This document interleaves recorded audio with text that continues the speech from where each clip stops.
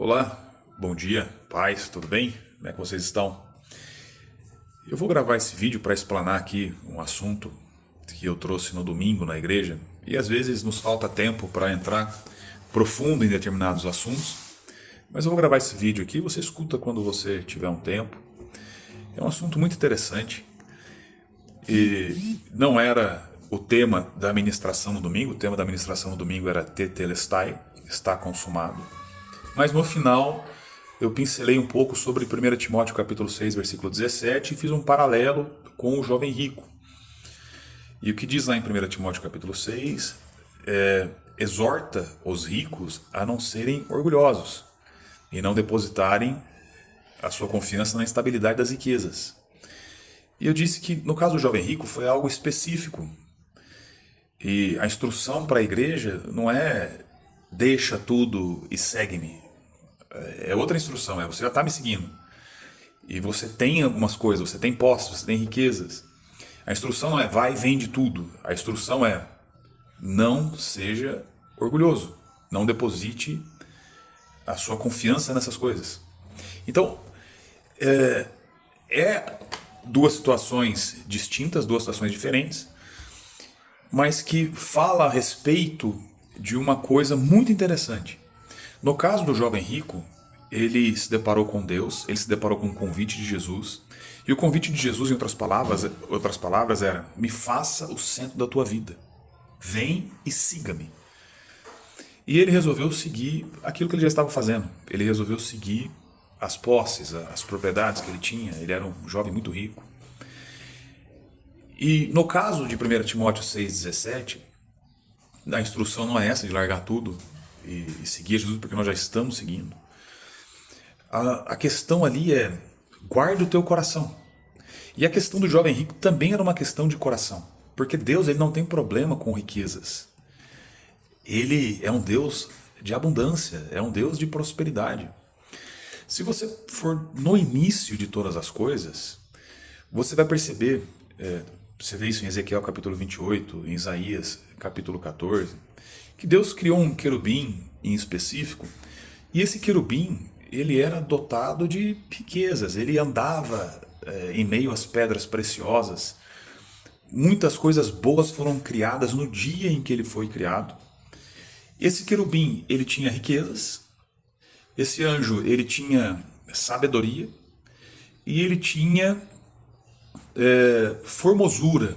Ele tinha essas três coisas. Ele era formoso, extremamente formoso. Ele era próspero, ele andava no meio das pedras preciosas, naquilo que de melhor. E ele tinha sabedoria. Ele era sábio. E a Bíblia diz que por causa dessas coisas, o coração dele se elevou. E que posteriormente, isso causou a queda desse anjo. O que causou a queda do anjo? Foi a riqueza em si? Foi a formosura em si? Foi a sabedoria por si só? Não. Porque essas coisas, elas foram concedidas, elas foram criadas por Deus e foram dadas como um presente, né, para o querubim. Inclusive, aquilo que ele era, aquilo que ele foi feito para ser, era um presente de Deus. Só que por causa da sua excelência, por causa da sua formosura, da sua elevada sabedoria e da sua elevada riqueza, o coração dele se corrompeu. Então se percebe que esse foi o primeiro pecado que a Bíblia registra. E você vê que não é algo externo. Tanto porque não tinha tentador ali. O pecado, no caso, ele surgiu de uma forma sutil no coração de um anjo que, primeiro, teve uma autoconsciência de si. Uma autoconsciência da sua beleza, da sua formosura, da sua sabedoria. E depois ele começou a se autoexaltar. Ele começou a dizer, se você vê nas páginas de Ezequiel 28 principalmente, ele começou a dizer, eu exaltarei, eu serei semelhante ao Altíssimo, eu porei o meu trono entre as estrelas. E você começa a perceber que ele começou a se voltar muito para si mesmo. E começou a falar muito do eu. Né? E interessante observar que essas coisas que acabaram corrompendo o coração dele foram dadas por Deus. É por isso que 1 Timóteo 6,17, a Bíblia nos exorta a tomar cuidado com o coração em relação àquilo que Deus nos concede. Esse é o conselho, né? Para ser bem específico. E voltando para o assunto do anjo, o problema ali não era a sabedoria, o problema ali não era as riquezas, o problema ali não era a formosura. O problema ali foi uma falta de deixar Deus no centro. Ele mudou a centralidade das coisas. Ele tirou Deus como um objetivo final, ele tirou Deus como centro e ele começou a se botar no centro. Inclusive, nós sabemos disso, que ele começou a querer adoração para si. Então, em vez de ter Deus como objetivo final, Deus como objetivo final de adoração, como propósito final, como fonte absoluta de todas as coisas, ele começou a se colocar numa posição de independência e de autonomia ilusória, se eu posso pôr dessa forma. Ele decidiu ser independente. Ele tinha essa possibilidade. E Deus deu essa possibilidade. Porque Deus ele criou um ser livre. E foi assim que surgiu o mal. Essa é a origem do mal. O mal, primeiramente, ele não parece mal. Possivelmente esse querubim, ele não sabia de todas as consequências, porque ele é um ser limitado. Embora seja um ser de consciência plena. Como é que eu sei disso? Se você ler e continuar lendo Ezequiel, você vai ver uma figura do que é um querubim, como ele é. E a Bíblia diz que ele tem olhos para tudo quanto é lado. O que isso significa? Eu sei que esse assunto não interessa a todos, mas eu sei que muita gente tem curiosidade e eu quero responder algumas perguntas aqui, né, que eu escuto, que pessoas fazem, que são dúvidas honestas. Talvez você não tenha interesse, e está tudo bem, mas tem muita gente que se interessa nesse assunto e eu vejo que, inclusive, às vezes acontece confusões por causa de falta de conhecimento bíblico sobre o assunto, né? Então, aqui mesmo no Iguaçu, em Mogi Guaçu, teve uma determinada igreja em que às vezes tinha algumas manifestações e alguém falava em nome de Satanás, dizendo que queria voltar para o céu, ele estava arrependido. E isso é sério, e isso aconteceu. Só que isso é extremamente antibíblico, é um negócio, né, estranho, bem estranho, né? E as pessoas elas têm essa dúvida de por que o pecado de Satanás ele não pode ser perdoado. E voltando um pouco, eu pretendo trazer aqui uma sugestão, algo que pode servir como resposta para esse tipo de pergunta. Por que o pecado desse anjo caído, né, querubim, diabo, Satanás, por que o pecado dele é um pecado irreversível? Porque ele tinha olhos de tudo quanto é lado, e isso significa que ele tinha uma consciência plena. Ele era um ser de consciência plena. Ele tinha visibilidade de Deus completa. Ele conhecia a glória de Deus. Jó capítulo 38 vai mostrar Deus lançando os fundamentos da terra. E na medida que ele lançava os fundamentos da terra, os anjos observavam ele fazendo isso e se alegravam. Então os anjos eles veem Deus diretamente. Eles veem Deus trabalhando diretamente. Quanto mais um querubim da guarda ungido, de acordo com Ezequiel 28, é assim que ele é chamado. Ele era um querubim da guarda ungido. E os querubins, uma das tarefas dele é guardar a glória de Deus, é guardar o caminho da presença de Deus.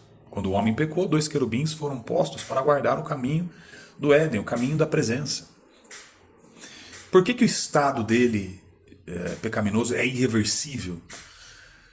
Porque anjos, eles não são como homens, né? Os anjos não são como homens. É um negócio meio óbvio, né? Mas os anjos não são como homens. Os anjos, eles não casam e nem estão em casamento, de acordo com as palavras de Jesus. Então, eles são criados do jeito que eles são. Eles não multiplicam. Você não vai achar um ninho de anjo, não tem bebezinho anjo. Eles são criados daquela forma. E Satanás, na época, esse querubim da guarda ungido, ele foi criado com consciência plena. Então a decisão que ele tomou não foi debaixo de ignorância, não foi debaixo de fraqueza, não foi uma decisão plena. ele viu Deus, não tinha mais nada que aprender de Deus. Ele já estava vendo plenamente, né? No sentido de o que ele poderia conhecer de Deus, ele já estava conhecendo plenamente. Aquilo que Deus estava revelando para ele, ele já pôde conhecer ali naquele momento de uma forma plena. Isso não quer dizer que ele era onisciente, não, mas quer dizer que ele tinha uma consciência elevada. Então, nós vemos que a queda dele, né, um dos motivos da queda foi uma decisão baseada em conhecimento claro. Ele tinha clareza, ele tinha visibilidade, ele tinha uma consciência, uma alta consciência, né, que é isso que os olhos por todos os lados representam. São seres altamente conscientes. E essa consciência, esse conhecimento, essa sabedoria não é aprendida, ela é concedida. Diferente dos seres humanos. E ele escolheu a dependência debaixo da ilusão que a sua realidade poderia ser sustentada sem a realidade divina.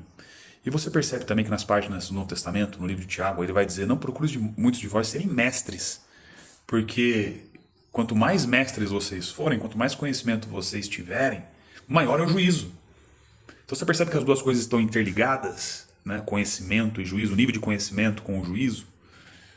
Então ali ele tinha total clareza da decisão que ele tomou. Não foi uma decisão tomada debaixo de ignorância. Ele tinha total clareza. Um ser inteligente, um ser sábio. Ele sabia o que ele estava fazendo. Entretanto, ele não esperava as consequências que iriam acontecer. Mas ele sabia o que ele estava fazendo. Ele teve uma clareza, né, quase que plena ali naquilo que ele estava fazendo. Um princípio bíblico muito interessante é que, e aqui está algo que é muito bom, você vê isso daqui permeado por toda a Bíblia, e é um assunto vasto, mas mostra a estrutura da ordem divina, e também mostra um pouco da estrutura da queda angelical. Então você percebe que o orgulho que Paulo nos exorta a não sermos orgulhosos, ele não é um negócio de hoje, é um negócio mais antigo do que o homem propriamente dizendo. É algo que se originou no coração de um anjo. E olha que interessante. Deus ele vai falar continuamente que ele resiste ao orgulhoso, ele resiste ao soberbo, mas ele concede graça ao humilde. Então você vê que nós temos um inimigo, nós temos um adversário que preferiu se elevar de uma forma independente de Deus. Ele disse: me elevarei, serei isso, serei aquilo. E ele escolheu uma independência. E por outro lado, nós servimos a um Deus que escolhe se revelar de uma forma humilde, se esvaziando a si mesmo e sendo obediente até a morte de cruz. Ele foi achado em figura humana, ele se esvaziou dos seus atributos divinos. E lembrando que todas as coisas foram criadas por ele, para ele, e todas as coisas são deles, assim como diz Colossenses capítulo 1, versículo 16. Então os anjos caídos, os anjos de pé, os anjos inicialmente dizendo, quando estavam todos naquela forma pura que eles tinham, os homens, tudo foi criado por ele, por Cristo. Então nós vemos que Deus se revela em Cristo de uma forma humilde. Então esse é o caminho cristão, esse é o caminho do Evangelho. Jesus ele diz: aprenda de mim, que eu sou humilde de coração. Então não é somente se guardar das riquezas, né? Se guardar do orgulho, se guardar do amor às riquezas. É mais profundo que isso. Ali o orgulho revela a base da queda, revela o raio-x ali da queda de anjos, da queda de homens. Por outro lado, nós temos do outro lado um contraste, um outro extremo, né, totalmente diferente. Nós temos a humildade. Nós temos um Deus que se revela através da humildade. Então, a partir do momento que eu me humilho, que eu ando em humildade, eu tenho uma exaltação da parte de Deus. Isso daqui é bom, né? É desejável. Então você percebe que Deus quer sim exaltar as suas criaturas, exaltar os seus filhos, mas de uma forma dependente, de uma forma humilde. A Bíblia vai dizer: humilhai-vos debaixo da potente mão de Deus, e ele vos exaltará em tempo oportuno. Diferente desse outro lado aqui, que resolve ser o centro, que resolve ser independente e que se eleva dessa forma. Então, ele dizia no coração: vou elevar o meu trono acima das estrelas, acima das nuvens, vou ser semelhante ao Altíssimo, eu vou me elevar. E qual que é a consequência aqui? Se eu não me engano, Isaías, capítulo 14, do 13 ao 15, fala sobre isso. Ele fala sobre elevação no 13, ele fala sobre elevação no 14, eu vou ser, você. Aí no 15 eu vou te abater, Deus dizendo. Ele diz: eu vou me elevar. E Deus diz: você vai descer. Porque Deus julga essa atitude, ele resiste ao orgulhoso, ele julga o orgulhoso. E ele eleva o humilde, ele dá graça ao humilde. E é uma questão de coração, hein? É uma questão de coração. E não é só riqueza, deixa eu pontuar aqui, não é só riqueza, tem a ver com beleza também. Porque às vezes a beleza da pessoa gera orgulho, gera elevação, ela se acha melhor. E isso é condenável também. Riqueza, sabedoria faz isso também.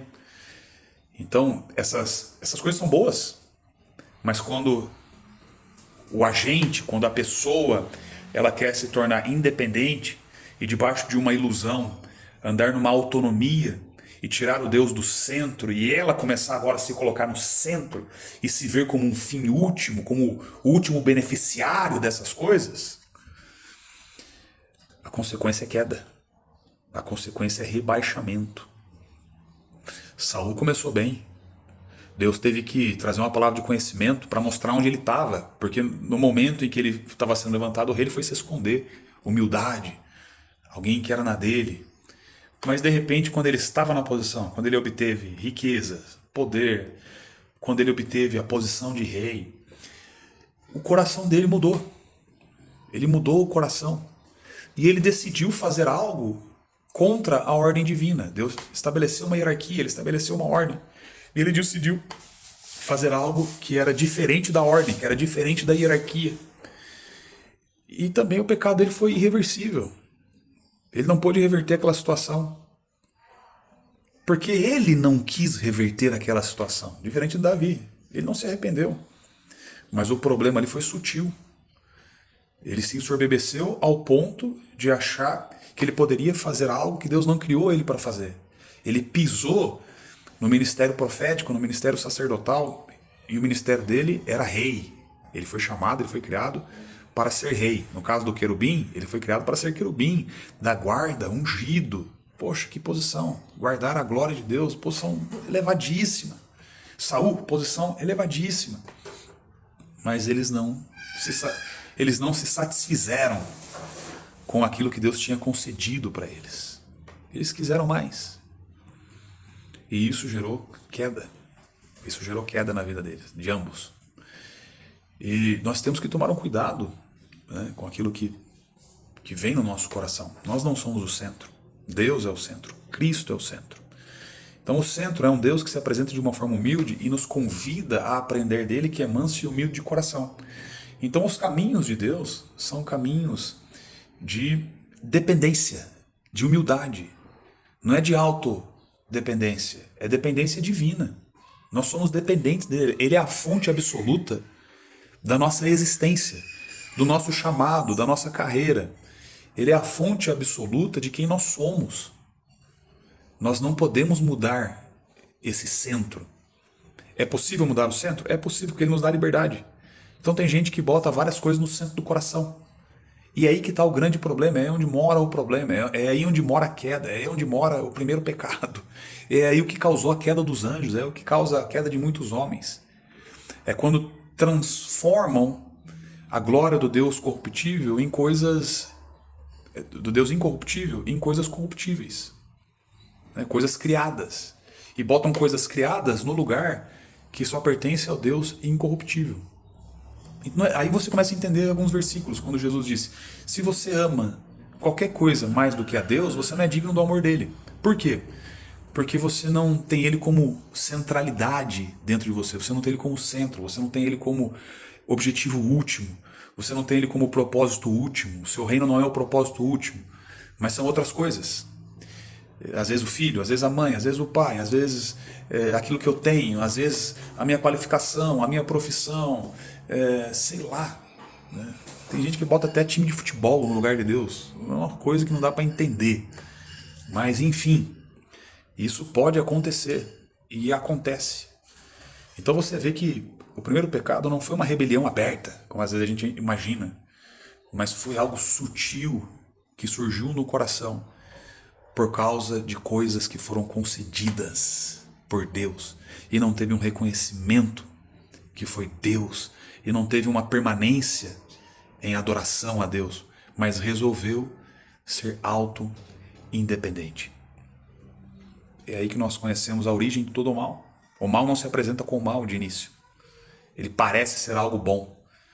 Né? E foi isso que ele apresentou para Adão e Eva, uma autonomia de Deus. Vocês não precisam de Deus como fonte. Vocês podem aqui comer do fruto e serem como Deus. Vocês podem ser a fonte. É o mesmo sentimento que ele teve. Não foi à toa que ele levou os anjos. Ele levou os anjos, 1/3 dos anjos, assim como diz Apocalipse 12. Ele levou Adão e Eva, né, à queda. E ele leva muitos homens. A Bíblia fala que o mundo jaz no maligno. O mundo jaz no maligno. Fala que o Deus, com D minúsculo, falando do diabo, ele cegou o entendimento das pessoas para que elas não recebam a iluminação do Evangelho. Então o problema dele não é individual comigo e com você. O problema dele é com Jesus Cristo, com a revelação do Evangelho. Então o que ele faz é tentar parar a obra de Cristo. Ele quer parar que as pessoas sejam iluminadas pelo conhecimento de Cristo. Ele não quer que as pessoas sejam como Cristo, ele quer que as pessoas sigam as suas pegadas. E você vê que o mundo, a base do mundo é essa. Né? É uma autocentralidade. É você buscar a sua autossatisfação. É você buscar a sua autoestima.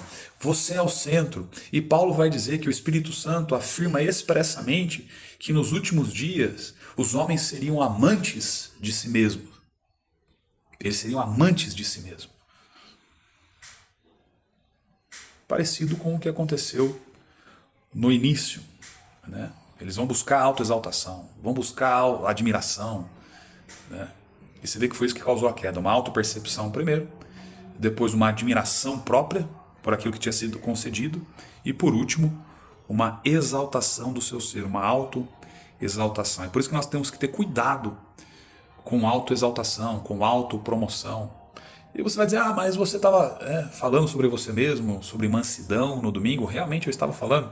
Mas Moisés também falou em Êxodo, capítulo 12, a respeito da sua mansidão. Ele mesmo disse, não tinha homem mais manso que Moisés, ele falando a respeito dele mesmo. E isso não é autoexaltação, eu estou exaltando aqui uma qualidade que é divina, né? É uma virtude. A humildade talvez ela seja uma das virtudes mais antigas, ela é a mãe das virtudes. E o orgulho possivelmente é o pai dos pecados, é o bisavô dos pecados. São duas coisas opostas. Então, o reino de Deus, ele é baseado em humildade, submissão e depois elevação da parte de Deus. Aqui não, aqui é orgulho, divisão, ressentimento, ofensa e queda e resistência da parte de Deus. E às vezes essa realidade acontece dentro da igreja. Acontece dentro da igreja. É por isso que nós precisamos nos humilhar debaixo da poderosa mão de Deus, sermos humildes, seguir os passos de Cristo e nos guardarmos dessas coisas aqui. Porque Deus também tem ouro refinado, Deus também tem prosperidade, Deus também tem sabedoria, existe beleza na casa de Deus. Né? Então todas essas coisas aqui tem é de Deus, Deus criou essas coisas. O problema está quando eu tiro Deus do centro e quero ser independente. Né? Maldito o homem que confia na força do seu braço. E bendito é o homem que faz de Deus a sua força. Ele é como o Monte Sião, não se abala. Serão como montes, não se abalam. Então, Satanás disse, subirei. Deus disse, você descerá para o abismo, você descerá. Então nós vemos que Cristo representa o oposto absoluto. Né? O esvaziamento, a obediência, a entrega. Então aí você também entende o porquê que Jesus trouxe o exemplo do fariseu orando no templo. Ele estava orando de si para si. Você percebe que não tinha Deus ali, não tinha conexão com Deus. Deus não era o centro. O centro do religioso, o centro da religiosidade é ele mesmo. Então ele estava orando de si para si. E o publicano não. O publicano estava sendo humilde, batendo em seu peito e pedindo misericórdia divina. Então você percebe que ele estava botando Deus como o centro das suas orações. O fariseu não. O fariseu estava botando ele mesmo no centro das orações. Não foi à toa que Jesus chamou eles de filhos do diabo. Não se firmaram na verdade, não se firmaram na ordem, não se firmaram na hierarquia, não se firmaram na verdade. Mas eles seguiram as mesmas pegadas do pai deles, que é o diabo, que foi homicida desde o princípio. Não se firmou na verdade, ele não se firmou. Ele não caiu porque ele não conhecia Deus. Ele caiu porque ele quis se tornar o centro no lugar de Deus. Isso vale como um alerta para as nossas vidas, né? O centro, o problema todo é o centro. O que está no centro do meu coração? Não é o que está em torno de mim, é o que está no meu coração. Se Deus é o centro, e eu tenho riquezas, eu tenho posse, eu tenho sabedoria, eu tenho beleza, glória a Deus. Eu vou usar tudo isso para a glória de Deus. Deus é o fim último, e não glória própria, e não autoexaltação. É aí que está a diferença. Uma frase interessante. Os anjos, eles não caíram porque não entenderam. Eles caíram porque não quiseram se submeter àquilo que eles entenderam. Então a decisão deles não foi entre o bem e o mal óbvio. O mal não estava óbvio na decisão deles. Não era uma decisão entre o bem e o mal. Ali era uma decisão entre Deus sendo fonte absoluta, ou eu sendo a fonte.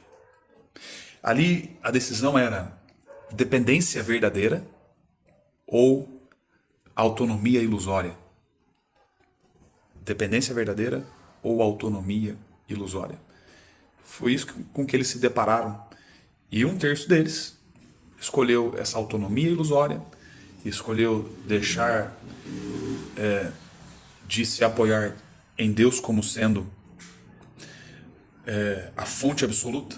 Não quiseram ser verdadeiramente dependentes e escolheram a sua independência. Então o estado deles é irreversível por causa do nível de clareza da decisão que eles tomaram. Opa, o cenário mudou, mas o assunto continua o mesmo.